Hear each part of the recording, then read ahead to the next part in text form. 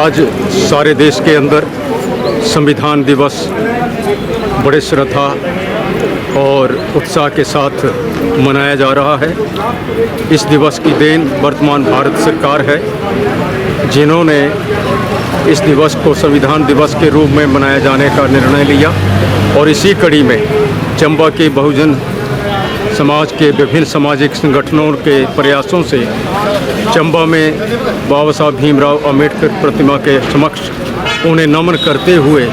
संविधान का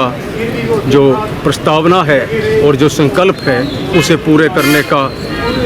प्रतिज्ञा ली है। हम देश की सरकार से और देश के समाज से ये गुजारिश करना चाहते हैं कि हम इस देश के अंदर लोकतंत्री तरीके से चाहे सत्ता का परिवर्तन करें या चाहे हम प्रशासन चलाएं, बहुजन समाज के लोगों को जो आशाएं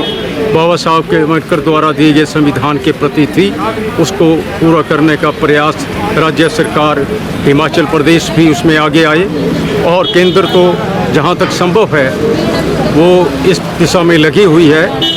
और ये भी संदेश देना चाहता हूँ कि जब इस संविधान को संविधान सभा के प्रथम अध्यक्ष और भारत के राष्ट्रपति डॉक्टर राजेंद्र प्रसाद ने अम्बेडकर के हाथों से बना हुआ ये कानून संविधान स्वीकृत किया तो उन्होंने कहा था कि अम्बेडकर ही इस संविधान के मुख्य शिल्पकार हैं, इसमें कोई अतिशयोक्ति नहीं होनी चाहिए। जय भीम, जय संविधान, जय चंबा, जय हिमाचल, जय अखंड भारत। आज भारत के संविधान को याद करते हुए संविधान दिवस का आयोजन पूरे हर्षोल्लास के साथ भारत के संविधान के निर्माताओं को, बाबा साहेब डॉक्टर भीमराव अंबेडकर को, उनकी पूरी टीम को, संविधान सभा के सभी सदस्यों को, प्रारूप समिति के सभी सदस्यों को के प्रति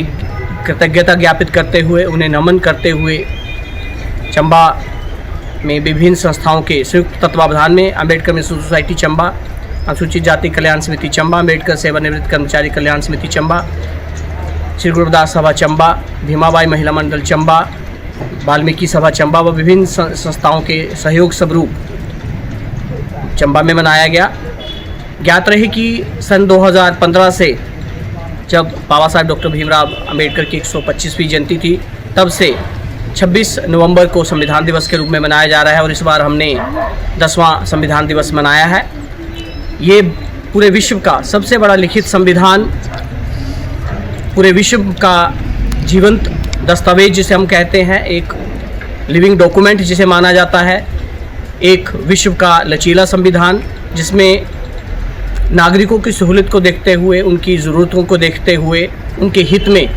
इसमें संशोधन किए जाते हैं, बदलाव किए जाते हैं। आज अभी हमें 100 वर्ष भी संविधान को लागू हुए नहीं हुए हैं, उसके बावजूद भी हम 100 से ज़्यादा जो है वो इसमें संशोधन कर चुके हैं। जबकि दूसरी तरफ हम अमेरिका जैसे सशक्त देश को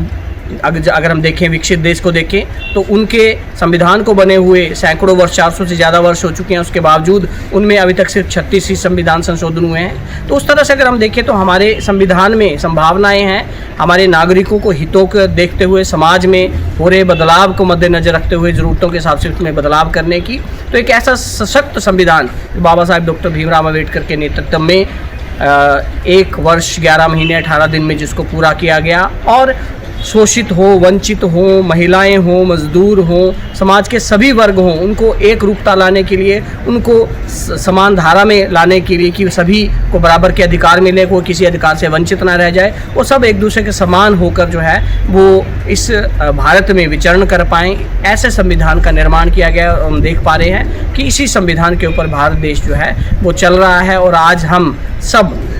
इस कार्यक्रम के माध्यम से, जहां हमने बाबा साहेब डॉक्टर भीमराव अंबेडकर की प्रतिमा जो जिलाधीश कार्यालय के समक्ष स्थापित है, वहां सुबह सभी संस्थाओं के पदाधिकारियों और आम लोगों के सहयोग से पुष्पांजलि अर्पित की गई और उसके बाद यहां अम्बेडकर भवन सुल्तानपुर में एक विचार गोष्ठी का आयोजन किया गया। विभिन्न वक्ताओं ने अपने विचार रखे हैं और बाबा साहेब डॉक्टर भीमराव अंबेडकर हों या अन्य प्रारूप समिति के सदस्य हों, संविधान निर्माता हों या संविधान सभा के सदस्य हों, सभी के प्रति जो है अपना